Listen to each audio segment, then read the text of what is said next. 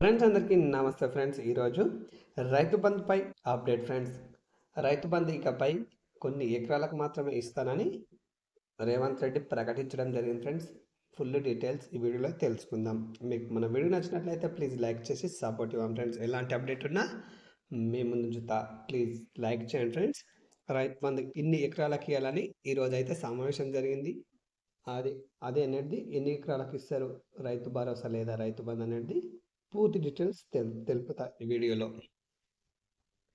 రైతు బంధు అమల్లో సీలింగ్ ఎన్ని ఎకరాలంటే వాళ్ళందరికీ కట్. తెలంగాణ ప్రభుత్వం కీలక నిర్ణయాల దిశగా అడుగులు వేస్తుంది. రైతు బంధు పథకం పైన పునః సమీక్షించాలని ఇప్పటికే నిర్ణయించారు. అనర్హులకు ఈ పథకం అమలవుతుందని, అర్హత ఉన్న రైతులకే వర్తించేలా అమలు చేయాలని నిర్ణయించింది. ఈ సమయంలో రైతు భరోసాకు సీలింగ్ పెట్టే ఆలోచన చేస్తుంది. ఎంతవరకు పరిమితం చేయాలనే దానిపైన కసరత్తు జరుగుతుంది. అధికారుల నివేదిక రూపకల్పనలో బిజీగా ఉన్నారు. ప్రభుత్వం తీసుకునే తుది నిర్ణయం కీలకంగా మారనుంది. సీలింగ్ తప్పదా? రైతులకు పంట పెట్టుబడి కోసం ఆర్థిక సాయం అందించే రైతు భరోసా పథకానికి సీలింగ్ విధించే అవకాశం కనిపిస్తుంది.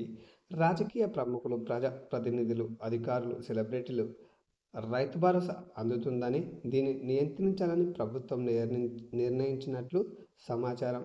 పథకంలో మార్పులకు సంబంధించి ఇప్పటికే వ్యవసాయ శాఖ అధికారులు ఢిల్లీలో ఇండియన్ ఇన్స్టిట్యూట్ ఆఫ్ రిమోట్ ఫెన్సింగ్ను సంప్రదించారు.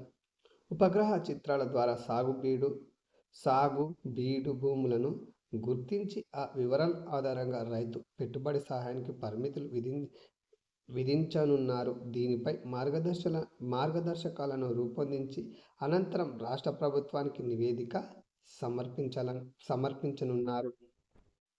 అధికారుల కసరత్తు. ప్రభుత్వం తీసుకున్న నిర్ణయం ఆధారంగా వచ్చే వానాకాలం సీజన్ నుంచి కొత్త మార్గదర్శకాల ప్రకారం రైతు భరోసా అమలులోకి రానుంది. సీలింగ్ నుంచి అసెంబ్లీలో చర్చ చేసిన తర్వాతనే తుది నిర్ణయం ఉంటుందని ప్రభుత్వం చెబుతోంది.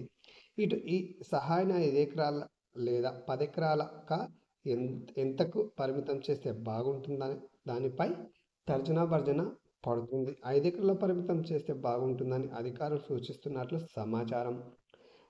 కాంగ్రెస్ సర్కార్ రైతు భరోసా కింద ఎకరాకు ఏటా 15,000 ఇస్తామని ప్రకటించింది. ఈ లెక్కన 1.52 కోట్ల ఎకరాలకు సంబంధించి 22,800 కోట్లు అవుతుందని, అలా కాకుండా 5 ఎకరాలలోపు భూమి ఉన్న రైతులకి పరిగణలోకి తీసుకుంటే పెట్టుబడి సాయం అందుకుంటున్న రైతుల్లో వారు 62.34 లక్షల మంది ఉన్నారని, వీరికి మాత్రం రైతు భరోసా పరిమితం చేయాలనుకుంటే 15,000 కోట్లు ఇస్తే సరిపోతుందని అంచనా.